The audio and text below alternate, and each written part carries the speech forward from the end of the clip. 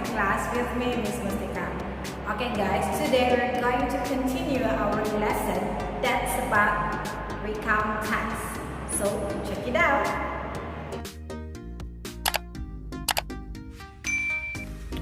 Hello guys, good morning.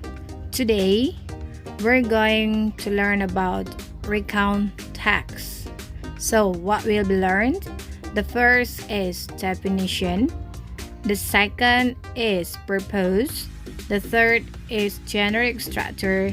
The fourth is language feature. And the last is example. Okay, first we're going to the definition. Okay, the definition of recount text is a text that telling the reader about one story, action, or activity. Nah, teks recount ini menceritakan kepada pembaca tentang satu cerita, aksi, ataupun aktivitas yang sudah terjadi di masa lampau. Itu adalah definisi dari teks recount. Okay. Next, we're going to the purpose. Tujuan dari teks recount. To entertain or informing the reader, or a text which retells event or experiences in the past. Nah, pada umumnya kita tahu bahwa tujuan teks recount ini retells events or experiences in the past, menceritakan kembali kejadian atau pengalaman yang sudah terjadi di masa lampau. Ya, itu adalah tujuan dari teks recount. Next, we're going to the generic structure. Ya, yang pertama itu ada orientation, yang kedua ada events, dan yang ketiga ada reorientation. Nah, kalau orientation ini menceritakan siapa yang terlibat, di mana terjadi, dan kapan terjadi kejadian tersebut. Ya, kalau events ini adalah dari pertama sampai terakhir apa yang dialami oleh si penulis, ya. Dan reorientation ini adalah apa yang dirasakan si penulis di akhir cerita, apakah senang, sedih, ataupun yang lain sebagainya.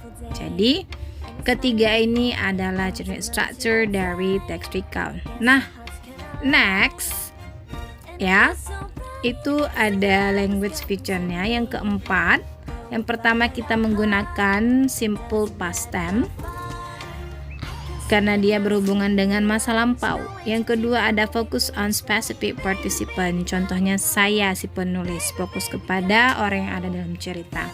Next, yang ketiga ada using conjunction, menggunakan kata penghubung seperti before dan after dan lain sebagainya.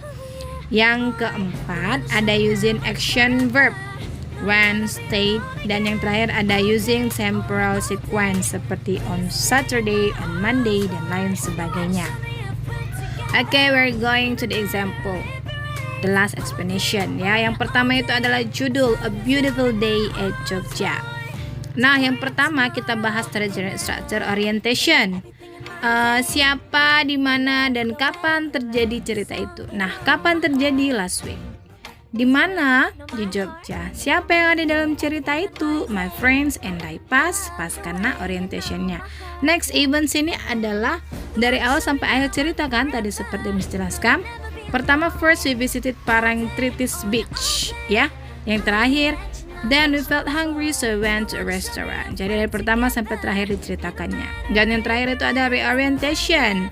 Perasaan dari si penulis, apa yang dirasakannya. Lihat yang terakhir, we really enjoyed it and I hope I could visit Jogja again. Nah, kami sangat menikmatinya dan aku berharap aku bisa mengunjungi Jogja lagi.